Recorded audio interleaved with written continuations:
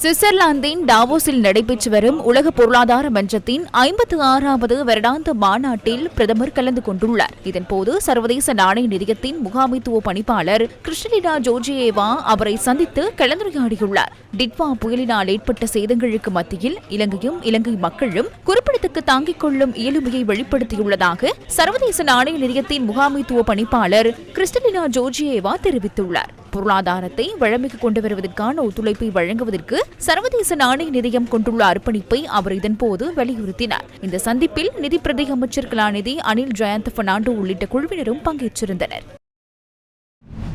இதனிடையே உலக பொருளாதார மன்றத்தின் சுற்றுலாத்துறை தொடர்பான பேச்சுவார்த்தையில் பிரதமர் கலாநிதி ஹரணி அமரசூரிய பங்கேற்றார்.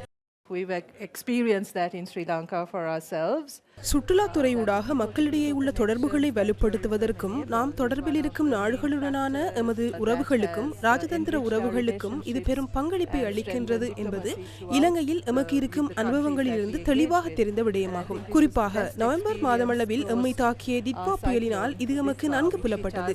டிசம்பர் மாதம் என்பது சுற்றுலாத்துறைக்கு மிக முக்கியமான மாதமாகும். அந்த தருணத்தில் சர்வதேச சமூகத்தினருக்கும் நாம் அழைப்பு விடுத்திருந்தோம். எமது ராஜதந்திர பிரதிநிதிகளுக்கும் நாம் கூறியிருந்தோம், தயவு செய்து உங்களின் சுற்றுலா பயணங்களை ரத்து செய்யாமல் திட்டமிட்டவாறு இலங்கைக்கு வருகை தருமாறு கூறியிருந்தோம். அதற்கு மக்கள் பெரும் ஆதரவினை பெற்று தந்திருந்தார்கள். அவர்கள் இலங்கைக்கு வருகை தந்தனர். அதனால் சூறாவளிக்கு பின்னரும் வரலாற்றில் டிசம்பர் மாதமளவில் அதிகளவில் நாட்டிற்கு வருகை தந்த சுற்றுலா பயணிகளின் எண்ணிக்கையின் அடைவு மட்டத்தை எட்ட முடிந்திருந்தது.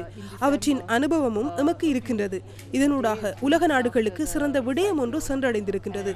எனவே இவை அனைத்தும் எமது ராஜதந்திர உறவுகளின் மிக முக்கியமான பகுதியாகும். சுற்றுலா எமக்கு எவ்வளவு மதிப்புமிக்கது என்பதற்கு இது ஒரு சிறந்த எடுத்துக்காட்டு. Prime example of how that works. Davos, so we have to talk about business too. உங்களின் நாட்டில் முதலீடு செய்ய விரும்பும் மற்றும் வெளிநாட்டு பணத்தை முதலீடு செய்ய விரும்பும் ஒரு முதலீட்டாளரிடம் அரசு நிறுவனங்கள் அனுமதி வழங்குதல், ஒன்றாக பணிபுரியும் போது அரசு விலைமனு கோரல், கட்டுமானம், பணியாளர்களை அணுகுதல் தொடர்பில் உங்களின் கருத்து என்ன? Workforce, what can they expect? We are looking to build that infrastructure, முதலீட்டாளர்களை வரவேற்கும் சூழலை உருவாக்கும் ஒரு உட்கட்டமைப்பை உருவாக்க நாம் எதிர்பார்க்கின்றோம். வெளிப்படையான, நம்பகமான மற்றும் பொறுப்புணர்வுள்ள ஒரு அமைப்பு, நம்பிக்கை, பொறுப்புடனான கட்டமைப்பு. இதனை இன்னும் தெளிவுபடுத்த விரும்புகின்றேன். குறுகிய காலத்திற்கான லாபங்கள் அல்லாமல் நீண்ட காலத்திற்கான முதலீடுகளில் ஆர்வமுள்ள முதலீட்டாளர்களையே நாம் தேடுகின்றோம். அவ்வாறான முதலீடுகளின் ஊடாக பலமிக்க பொருளாதாரம், பலமிக்க சுற்றுலாத்துறையை கட்டியெழுப்பக்கூடிய இயலுமை காணப்பட வேண்டும். சுற்றுச்சூழலுக்கு உகந்த, காலநிலைக்கு உகந்த, அனைவருக்கும் பயனளிக்கும் சுற்றுலாத்துறை குறித்து நாம் சிந்திக்கின்றோம். இதுவே எமது சுற்றுலாத்துறையின் தொலைநோக்கு பார்வை. இத்தகைய முதலீடுகள் எமது நாட்டின் சில ஆழமான கட்டமைப்பு சிக்கல்களை நிவர்த்திப்பதற்கும் பங்களிக்கும். And that's the kind of investment we look for even within the tourism sector.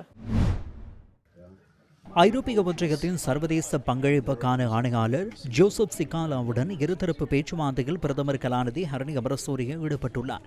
இலங்கைக்கும் ஐரோப்பிய ஒன்றியத்திற்கும் இடையிலான ஒத்துழைப்பை வலுப்படுத்துவதன் இருதரப்பு பங்களிப்பை முன்னெடுத்து செல்வது குறித்தும் கவனம் செலுத்தப்பட்டுள்ளது.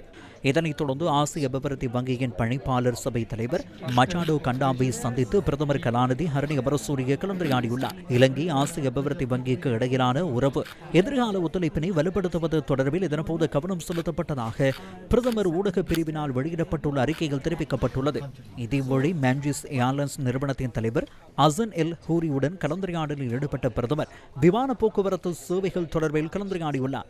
இதனிடையே பிரதமர் கலாநிதி ஹரணி அமரசூரியவுக்கும் சிங்கப்பூர் ஜனாதிபதி சண்முகரத்னத்துக்கும் இடையில் சந்திப்பொன்று நடைபெற்றது.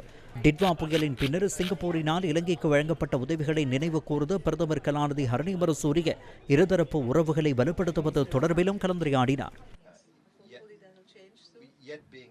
Very nice to meet you. Thank you.